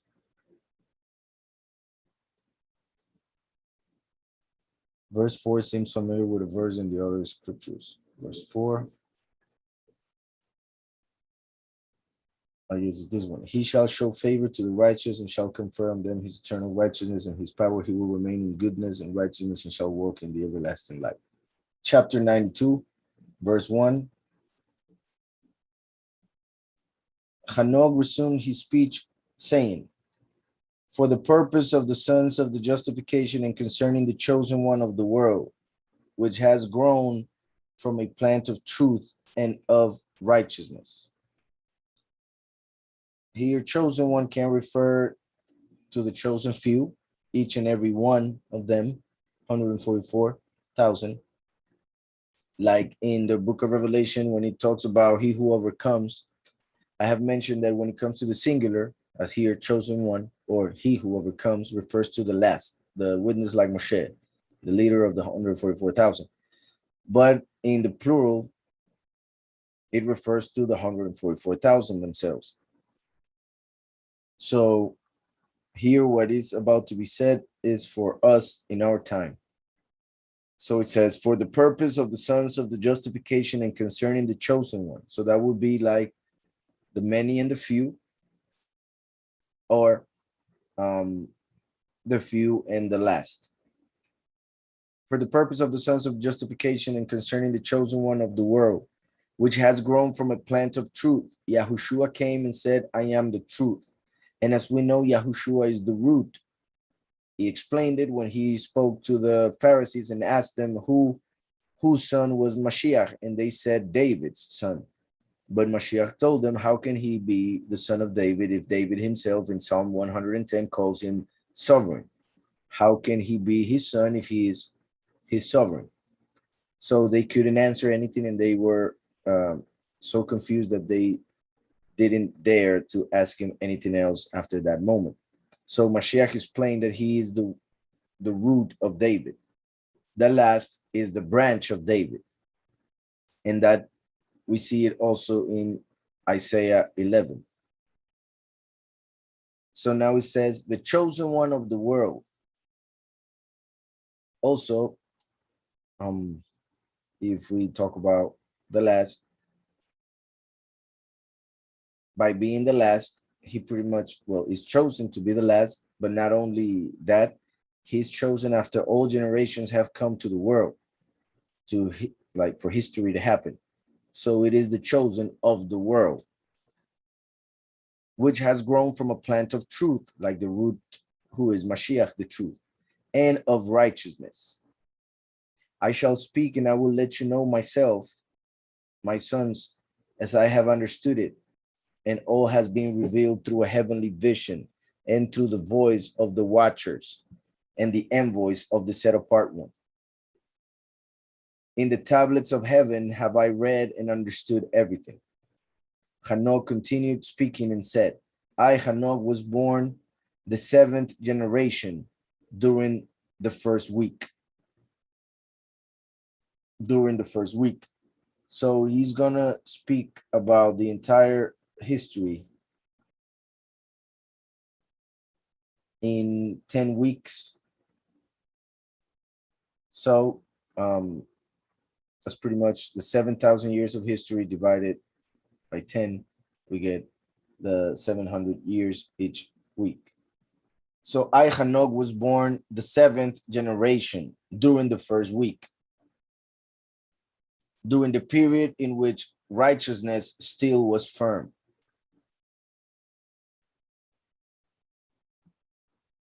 But after me came the second week, in which the lie and the violence shall grow. And during that week, the first end shall take place, and then mankind will be delivered. It says here, this refers to mankind being delivered from the giants by the judgment pronounced by Yahweh in chapter 10, which occurred in 1400, 70, 80 year generations from the judgment in the year 7000. Let me see. So, and during that week, the first end shall take place, and then mankind will be delivered. But when that week shall have finished, iniquity shall grow, and Yahweh shall execute the decree upon errant ones. Here, the comment says, the deluge was during the third week. meaning the flood. Afterwards, towards the end of the third week, a man shall be chosen as the plant of righteous judgment, after which he shall grow as a plant of righteousness forever. Abraham was born, it is said, on 1948, according to some, and then renamed Abraham, right? Well, he was Abraham, then renamed Abraham in 2047, right? Repeat, according to some. That's when he got the circumcision and received the name Abraham. So a man shall be chosen as the plant of righteous judgment, after which he shall grow as a plant of righteousness forever. Later, when the fourth week finishes, the visions of the pure ones and of the righteous shall have appeared.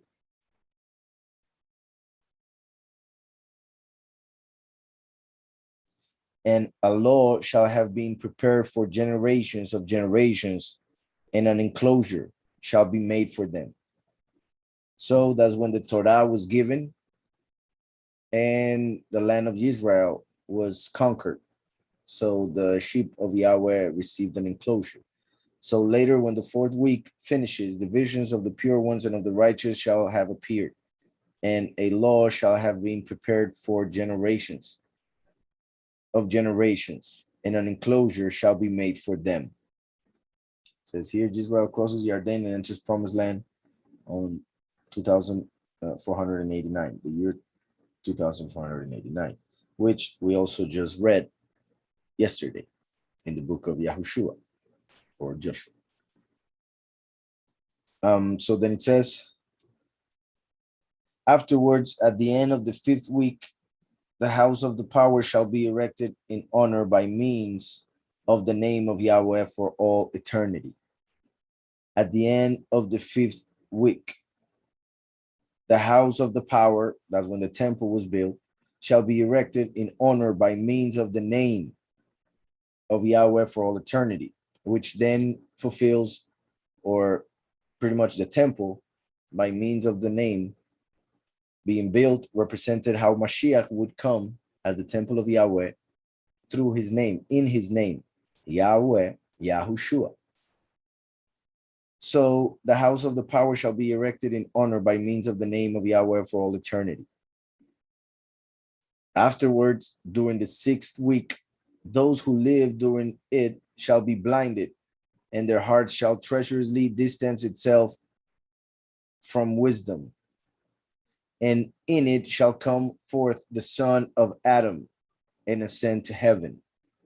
This is an amazing verse, because there it does mention the coming of Mashiach.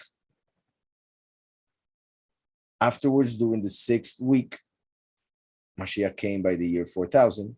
The sixth week would have been from the 3500 till the 4200s. Well, as you see there in the parentheses, those who live during it shall be blinded, and their hearts shall treacherously distance itself from wisdom, and it shall come forth. So that's why when Mashiach came, they were blind, as it was prophesied in Amos and also in Yeshayahu, and they didn't recognize Mashiach. So those who live during it shall be blinded, and their hearts shall treacherously distance itself from wisdom, and in it shall come forth the son of Adam and ascend to heaven.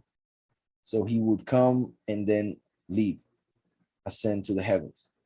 The verse from Amos says, look, days are coming, declares my sovereign Yahweh, when I shall dispatch a famine into the land, not a famine nor for bread, nor thirst for the waters, as instead for hearing the words of Yahweh. And they will wander from one sea to another sea, and from north even unto the orient, quickly to and fro, to ask about the word of Yahweh, but they will not find it, because they were blind. But also these verses are connected with the third seal of Revelation. The third seal of Revelation is when this will manifest finally in its entirety. So then, let me see. The destruction of Jerusalem and the temple by Titus. Look how, well, there are several dates, like I have also mentioned, that people use for the death of Mashiach. The year 30 is the one that I've seen the most, or the one that seems to have more, I believe, more evidence to it. Here, this translator has the year 27 as his death, the year 27, in which case that would bring in 2027 the year 6000, just like that. And if we, and that is just talking about the Gregorian calendar with the 365 days. I'm not going to do that calculus right there, but let's say that was fine, that extra day. So if the year 6000 were in 2027, that would mean that we are, well, in the year 94. And I repeat, because, well, not doing that thing about taking the day out in order to shorten the whole thing, like Yahweh said that he will shorten the times.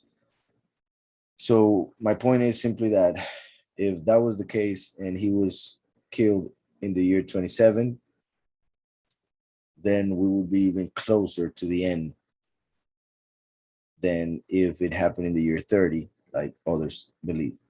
And is the one that I mentioned the most. So then it says, and at the end of this sixth week, well, that is added, at the end of this week, the house of the sovereign shall be consumed with fire, and all the rays of the chosen root shall be dispersed.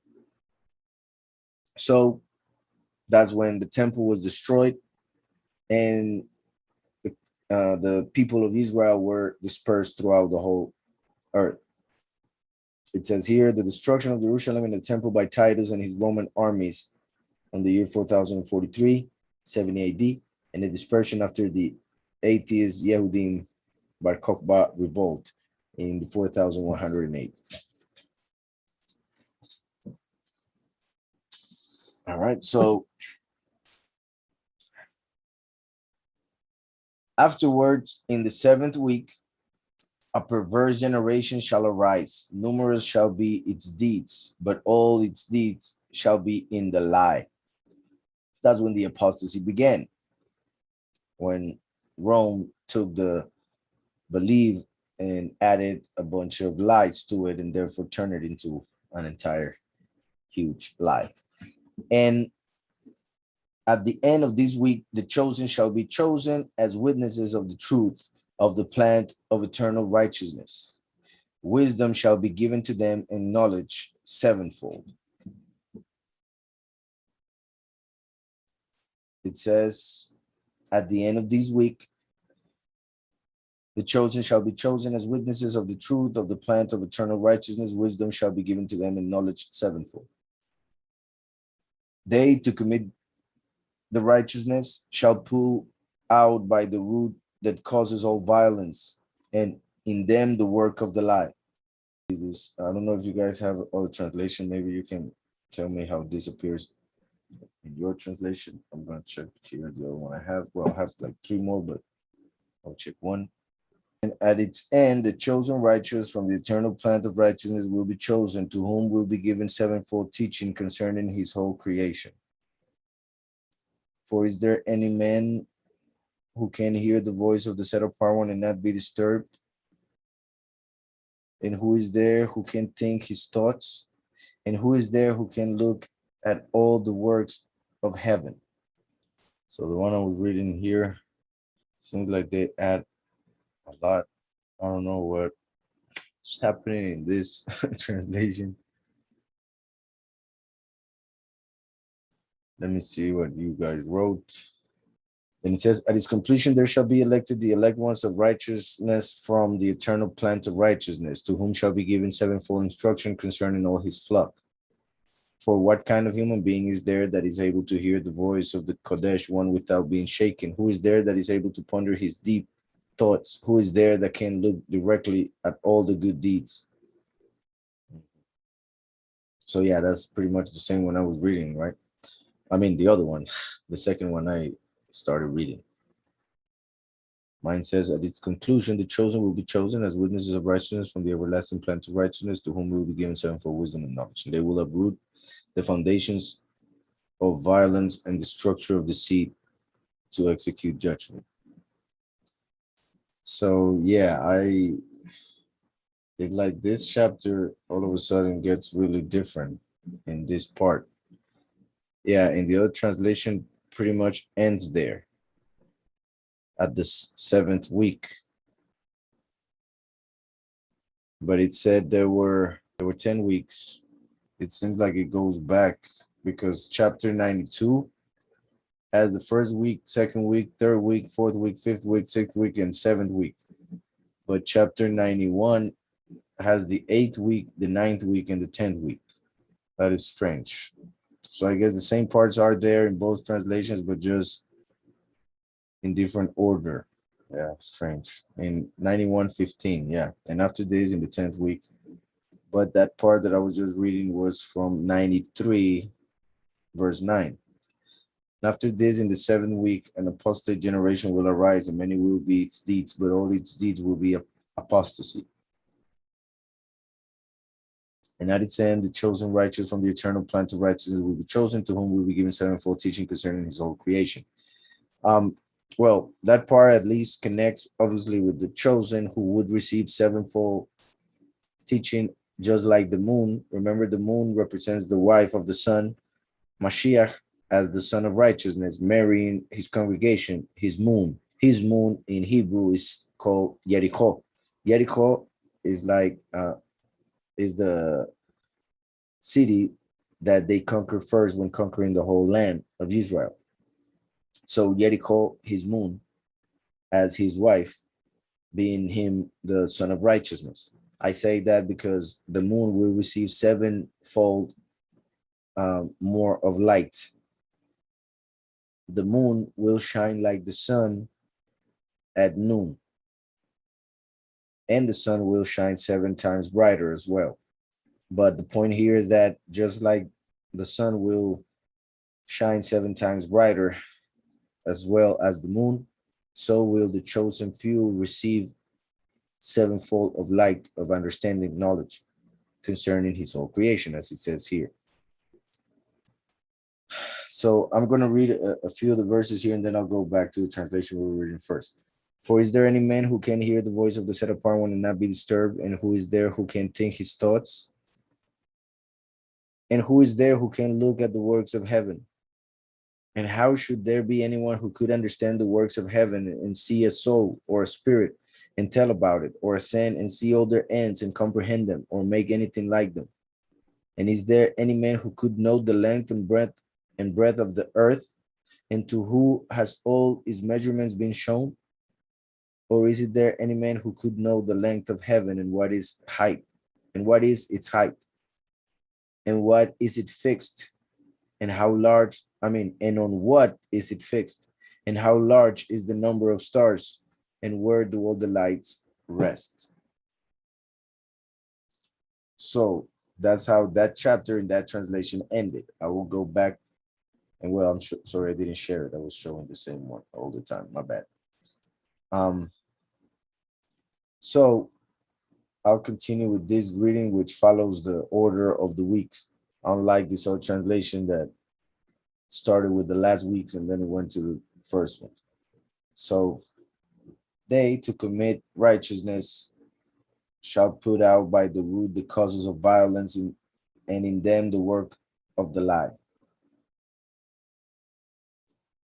Afterwards there shall come the 8th week, the one of justice, in which a sword shall be given to all the just, for them to justly judge the oppressors.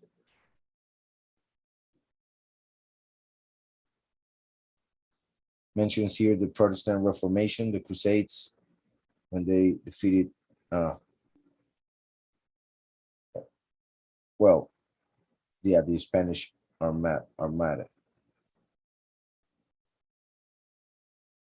Then he says, the one of justice, in which a sword shall be given to all the judges for them to justly judge the oppressors, who shall be delivered up into their hands. And at the end of that week, the just shall have acquired riches honestly, and the royal house of the great one in his eternal splendor shall be established for all the generations. After this, in the 9th week, shall the justification and the righteous judgment be revealed to the totality of the sons of the earth. In the 9th week, which is, as seen here, it would be from the year 5601 to the year 6300, meaning the time that would include us and the beginning of the 1000 years of Shalom. So after this, in the 9th week, shall the justification and the righteous judgment be revealed to the totality of the sons of the earth. And every one of the irreverent shall disappear from the entire earth, and shall be cast into the pit for the age. So pretty much, just wanted to mention from the 8th and 7th week, pretty much 1400 years. But since we are seeing here that the 9th week goes all the way to 6300, then pretty much the past 1000 years were mentioned in the previous 2 weeks. And it showed how there would be a time of growth spiritually and in knowledge, which pretty much happened after the Protestant reform and finding some of the lies within the apostasy and the Catholic Church. Obviously, we received the name until this time, and that multiply the revelation exponentially. But when it comes to the past 1000 years, there was a growth, but there was still wicked people in the world. As we see here, by this time, which has to do with the end times in which we are living, it says, and every one of the irreverent shall disappear from the entire earth. So before that time, even though Yahweh was given power and knowledge and all of that, and choosing people, there were still wicked people on the earth, except on this time, the 9th week, in which we entered the 1000-year reign of Mashiach on this earth. And every one of the irreverent shall disappear from the entire earth and shall be cast into the pit for the age. They will be in hell for 1000 years, the age. And then at the end of the 1000 years, during Judgment Day, they will be thrown into the lake of fire, hell itself. And all men shall see the eternal way of righteousness. They will all see Mashiach. And after this, on the 7th part of the 10th week, the everlasting judgment shall take place. It shall be the time of the great judgment, which shall be executed upon the watchers. And he shall execute the vengeance among the set apart ones. In Revelation 20, we see that in the year 7,000, the great judgment happens, as we are seeing here. Then the former heaven shall depart and pass away, and a new heaven shall appear, and all the heavenly powers shall dawn, shining with sevenfold splendor forever. So that is when, as we see in Isaiah and in Revelation, the new heavens and the new earth will be established. Then the former heaven shall depart and pass away, and a new heaven shall appear, and all the heavenly powers shall dawn, shining with sevenfold splendor forever. And after this one, there be many weeks, whose number never will have an end, in which good and righteousness shall be worked. So look how all human history, 7,000 years, counting the 1,000 years that are coming, were represented by simply 10 weeks, 700 years each week. So 100 years each day of the week. All of human history was brought down to 10 weeks. But then it says that after that, then many weeks whose number never will have an end. So imagine the number 10, which also connects with the 10 sayings through which Yahweh made all creation and the 10 commandments and other things. Imagine the number 10 next to infinite. And that is the comparison between this reality, this time, which has appeared to last forever, yet it is nothing compared to eternity, which we'll experience. Many weeks whose number never will have an end, in which good and righteousness shall be worked. Error then shall not be mentioned forever. Error then shall not be mentioned forever. And then it goes on to what we just read in the other translation, where the verses were in different order. So they both have these verses, just different order. Who among all the sons of Adam can heed the word of the set apart one without getting upset and understand Yahweh's commandment to him, or imagine his thoughts? Or who among all the sons of Adam can contemplate all the works of the heavens and the angular columns on which they rest? He may discern its animation, but not its spirit. He may be capable of retelling it, but not of ascending to it. He may see all the edges of these things and meditate upon them, but he can make nothing like them. Who of all the sons of Adam can understand and measure the length and breadth of all the earth? Or who has had all its dimensions and its form shown to them? Who among all the sons of Adam can comprehend what is the length of the heavens and what is the height, or how they are supported? Or how large is the number of the stars? So he says, who, which in Hebrew would be me. That being Mashiach. Mashiach is the only one who can reveal it. And he revealed it to Hanoch, who is like Mikael, who reveals what Mashiach said, or reveals the truth, as in this case, saying how no man can actually come to be like. So who among all the sons of Adam can comprehend what is the length of the heavens and what is the height, or how they are supported, or how large is the number of the stars? Remember, that's one of the questions that Yahweh asked Abraham to count the stars. He couldn't. And that's when he said that he promised Abraham to give him children like the stars. Also, we could say Yahweh revealed all of these things to Hanoch. But Hanoch himself is saying no matter how much knowledge one is given, one cannot do what he does. And that is part of what Michael revealed to Lucifer when Lucifer claimed that he was going to be like the Most High. And Michael asked him, who is like the Most High? Who is like El, the Mighty One? That's why his name, Michael, who is like the Mighty One. And that is pretty much what Hanoch is saying here. Who and who and who and who? Nobody like him. So that's how that chapter. So chapter 93. And now let me exhort you, my sons, to love righteousness and to walk in it. For the paths of righteousness are worthy of acceptation. Of acceptance. But the paths of iniquity shall be destroyed suddenly and disappear. To the sons of Adam of a certain generation shall be shown the ways of violence and death, but they shall keep far from them and shall not follow them. Now let me exhort you who are righteous. Do not walk in the paths of evil, nor in the paths of death, because ye shall be destroyed. Instead, Seek and choose for yourself righteousness and select a good life.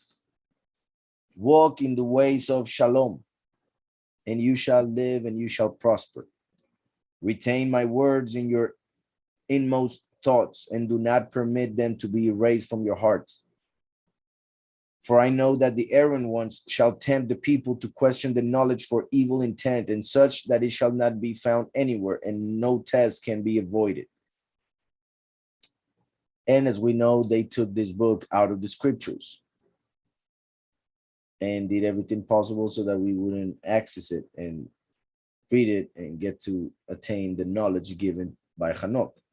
Retain my words in your inmost thoughts and do not permit them to be erased from your hearts. For I know that the errant ones shall tempt the people to question the knowledge. For instance, by inventing all that they did with the earth. But then we see in Hanoch things that go against what they teach. So that makes people be tempted to doubt the truth because of the lies that they are told by people who are supposed to know. I know that the errant ones shall tempt the people to question the knowledge for evil intent, and such that it shall not be found anywhere, and no test can be avoided. Woe to those who build iniquity and oppression, and who lay the foundation for it in the fraud. Woe to those who build iniquity and oppression. Instead of building a temple for Yahweh, they build iniquity and oppression, and who lay the foundation instead of Mashiach Yahushua for it in the fraud. So their foundation is the false Messiah. For they shall suddenly be torn down, and there shall not be shalom for them. Woe to those who build up their houses with error, through the spirit of error. And he shows here Islam, Jewish, Catholicism, etc. Woe to those who build up their houses with error, because all of their foundations shall be yanked up, and by the sword they shall fall. The sword of the spirit, which comes out of the mouth of the last. That being the word of Yahweh that comes from the mouth of the last, who is the voice. And the word being Mashiach. Woe to you who are rich, for you have trusted in your riches. So from your riches ye shall be stripped, since you have not remembered the Most High in the period of your wealth. Those who through their wealth forget about the Most High who gave them that wealth, they will have to pay for it with all of it. Woe to you who are rich, for you have trusted in your riches. So from your riches ye shall be stripped, since you have not remembered the Most High in the period of your wealth. Those who possess the gold and the silver, you shall suddenly perish in the judgment. Those who possess the gold and the silver, you shall suddenly perish in the judgment. Like the Illuminati, for instance, who have most of the gold and silver, those who own the banks. Ye have scorned and committed iniquity, and are ripe for the day of the slaughter and the darkness, and for the day of the great judgment. I declare and announce to you that he who created you will overthrow you, and shall be no compassion concerning your ruin. Yeah, your creator will rejoice at your destruction. That is wonderful. I repeat, I declare and announce to you that he who created you will overthrow you, and shall be no compassion concerning your ruin. Yeah, your creator will rejoice at your destruction. And ye, the righteous in those days, shall be a reproach for the errant ones and the irreverent. So that's why they hate us, because of the fact that we believe in the truth, makes us the light which shows their error. Yet they want to be in darkness. And look how it says, your creator will rejoice at your destruction. People, mainly those who are in error, claim that, that the Almighty is only love and mercy, and therefore he won't destroy, he won't bring judgment. which makes no sense, because if he is good, he should bring judgment, because if not, that will be unfair for those who are innocent in this reality and are going through injustice. So people tend to see the Almighty only his good side, in the sense, well, obviously he's good in every way, all sides, I mean. But my point is that they see judgment as bad, and he has a throne of mercy and a throne of judgment, and they only like to think of him sitting on the throne of mercy. But he has said many times that he has to get up from that throne and go to the throne of judgment for this reality to end. And that's what he will do. And he will destroy all the wicked ones from the world. So we should get on his side so that we receive his mercy, which comes through Mashiach. And we see here clearly that Yahweh, the creator, since he is good and righteous, will rejoice at the destruction of the unrighteous. I declare and announce to you that he who created you will overthrow you, and shall be no compassion concerning your ruin, because they rejected Mashiach, who is his compassion. Since they rejected his compassion, then they will receive the whole condemnation. And shall be no compassion concerning your ruin. Yeah, your creator will rejoice at your destruction. And ye, the righteous, in those days shall be a reproach for the errant ones and the irreverent. And that's how that chapter ends. Chapter 94, verse 1. Oh, if my eyes were clouds of water, so that I might weep over you, I would extend to you my tears like rain, and I could console the sorrow of my heart. Who has permitted you to hate and to transgress? The judgment shall overtake you, ye errant ones. Here it says, who has permitted you to hate and to transgress? As we know, Yahweh gave us free will, but it is our choice if we decide to follow the wicked heart, the inclination to evil.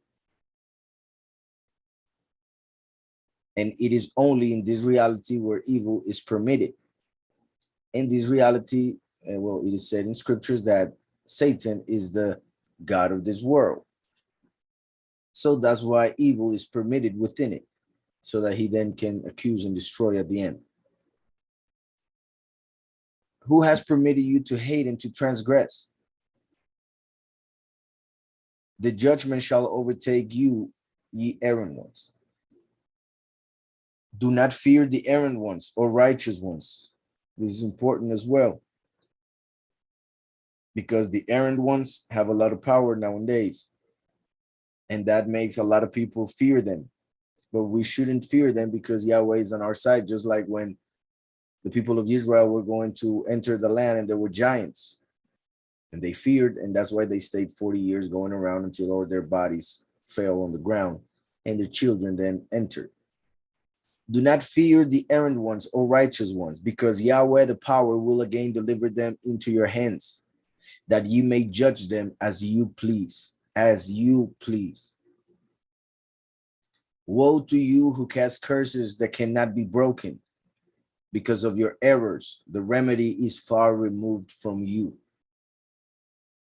Woe to you who repay your neighbor with evil, for ye shall be repaid according to your works. Woe to you, witnesses of the lie. Witnesses of the lie, those who give testimony of the false doctrine, of the false Messiah. Woe to you, witnesses of the lie, and to you who add weight to the value of the wickedness. For you shall suddenly perish. Woe to you, errant ones, who persecute the righteous, for ye yourselves shall be delivered up and persecuted because of that wickedness, and the weight of its yoke shall fall upon you. The yoke of wickedness shall fall upon you. Chapter 95, verse 1. Maintain hope, O righteous ones, because the errant ones shall suddenly perish from before you. Suddenly perish from before you. And you shall have dominion over them according to your wish. Once again, according to your wish. In the day of the sufferings of errant ones, your sons shall ascend and fly like eagles. Look how amazing. Because we see that in Revelation 12, when we are given, well, the congregation is given wings of an eagle so that she can fly away from the serpent and go to the prepared place for 1,260 days. But that is the moment of the second Exodus when the many will die, those who are in error. So in the day of the sufferings of the errant ones, great persecution or great tribulation, your sons shall ascend and fly like eagles, and your nest shall be higher than that of the condors. As we see in Revelation 15, when the chosen few are gathered over the firmament, singing the song of Moshe and the Lamb. Like squirrels, you shall climb, and like small hares, you shall be able to enter into the cavities of the earth and into the clefts of the rocks, far for always from the presence of the irreverent. I find interesting the fact that it says be able to enter into the cavities of the earth, because I have mentioned how it is believed that there is life under the earth, and that some believe that there are even some civilizations in there, and that will be part of the reason why the scripture says that every knee shall bow, of those in heaven, those on earth, and those under the earth. This could be referring to us being able now to go all over the earth, even to the interior, even going inside the earth, and be able to reside there if we wanted to, just like rabbits. So continuing with the chapter. In the day of the suffering of errant ones, your sons shall ascend and fly like eagles, and your nest shall be higher than that of the condors. Like squirrels, you shall climb, and like small hares, ye shall be able to enter into the cavities of the earth and into the clefts of the rocks, far from always from the presence of the irreverent, who shall groan over you like sirens and weep due to you. Interesting that he mentions sirens, which are said to be an entity that came from Lilith, and that is very evil, who shall groan over you like sirens and weep due to you. Therefore, you shall not fear those who have troubled you, because the restoration shall be distributed among you. A radiant light shall illuminate you, and ye have heeded the word of tranquility from heaven.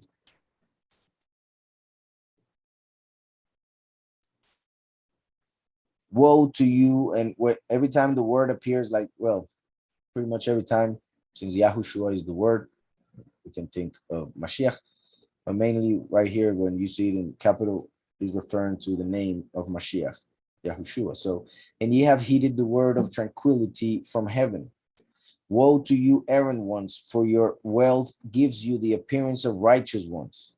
By your hearts convict you that ye are errant ones, and it shall be a testimonial against you and your evil works. Woe to you who feed on the best of the grain, who drink wine in large mugs, and with your power trample the humble ones. Woe to you who can drink fresh water at any moment, but do not do so, because at any moment you shall receive your recompense. You shall be consumed and wrung from the very last drop, because you have rejected the fountain of life. So because of the rejection of Mashiach, who is the fountain of life, the water of life, they will not have even physical water. As we see in the trumpets, when wormwood will fall in the rivers, and a third of the rivers will turn into wormwood and be bitter water. for they rejected the water of life. Their waters will turn into poison. Woe to you who forge the wickedness, the fraud, and the scorn. The forge the wickedness, just like we see in Thessalonians, the fact that Satan is preparing the coming of the false Messiah, which is a work of wickedness. Woe to you who forge the wickedness, the fraud, and the scorn, because against you there shall be a memorial for crimes. Woe to you, mighty ones, that oppress the righteous with violence, for the day of your destruction is arriving, the day of your judgment. And at that time shall come numerous good days for the righteous, even the period of your judgment, which is those 1,000 years, the Shabbat, the day of Yahweh, the day of wrath. And at that time shall come numerous good days for the righteous, 1,000 years, even during the period of your judgment, even while they are being judged in hell, meaning punished in hell, we will be on earth ruling over the nations. And that's how the chapter ends. And since it ends at the 1,000 years, perhaps we can leave it there for tonight and continue with the next chapter next week.